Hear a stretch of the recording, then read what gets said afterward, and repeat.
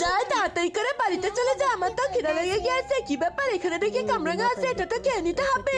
আরে আরে রাজু, তুই এখানে কি করছিস রে বেটা? এখানে আয়। আর তুই এভাবে দাঁড়িয়ে আছিস কেন? তুই আমার কাছে আয়। ঠিক আছে মা, তুমি যদি আমাকে রান্না করে খাও তাহলে পরে তো অবশ্যই যাবো। হ্যাঁ রাজু, দেখ পেয়ারা, এই পেয়ারাটা কিন্তু এখন ধুয়ে ফেলতে হবে আর কেটে ফেলতে হবে। এরপর পেয়ারার কিন্তু ভিতরের অংশটা কেটে ফেলতে হবে যাতে খাইতে অনেক টেস্টি করা যায়। এরপর যে পেয়ারার খোলটা থাকবে না, এটা এক জায়গায় রেখে দিতে হবে। আর এবার কিন্তু বিট ফলটা সুন্দর করে কেটে ফেলতে হবে, কারণ এই বিট ফলের সাথে কিন্তু একটা মিক্সিং করতে হবে। এরপর বিট ফল কুচি আর পেয়ারার অংশ কিন্তু একসাথে ঢুকিয়ে চিনি লাগিয়ে দিতে হবে, দুধ ঢেলে দিতে হবে। তারপরে ব্লেন্ডার মেশিনে ব্লেন্ড করে নিতে হবে। এইবার যে ভিতরকার তরল অংশটা থাকবে ওইটা পেয়ারার খোলের ভিতরে ঢেলে দিতে হবে। আর আগে বন্ধুরা, তোমরা যদি এই দুইটা ছবি পছন্দ করে থাকো তাহলে ভিডিওটাতে লাইক করে চ্যানেলটা সাবস্ক্রাইব করে দাও। আর যদি তোমরা না করো তাহলে পরে মনে করবো তোমরা এই ছবি দুটাকে ভালোবাসো না। আর কমেন্ট বক্সে বলে যাও 1 না 2। এরপর যখন মুখ বরাবর লোড হয়ে যাবে তখন কিন্তু ঢাকনা দিয়ে আটকে দিতে হবে। রাজু, রেসিপিটা